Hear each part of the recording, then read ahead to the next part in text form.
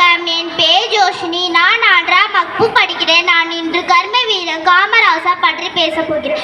காமராசர் 1903ஆம் ஆண்டு ஜூலை மாதம் 15ஆம் தேதி விருதுநகரில் பிறந்தார். காமராசா கட்டாய கல்வி, இலவச கல்வி, மதிய உணவு திட்டம் என பல திட்டங்களை ஏற்படுத்தினார். 1954ஆம் ஆண்டு காமராசன் தமிழ்நாட்டின் முதலமைச்சர் பதவி ஏற்றார். இவருடைய இயற்பே காமாட்சி. அவருடைய தாயார் செல்லமாக அவரை ராஜா என்று அழைப்பார். அதுவே பின்னர் காமராஜர் என்று மருவி வந்தது. அது பல பள்ளிகளை திறந்து படிக்க வைத்த தெய்வமே. இவர் சிறு வயதிலே உப்பு சத்தியாகிரகம், விடுதலை போராட்டங்களில் ஈடுபட்டு பல முறை நாட்டுக்காக சிறை சென்றுள்ளார். இவர் கதர் வேட்டிகள், சட்டைகள், ஒரு சில புத்தகங்கள், அவ்வளவுதான். இன்று காமராஜர் நம்முடன் இல்லை.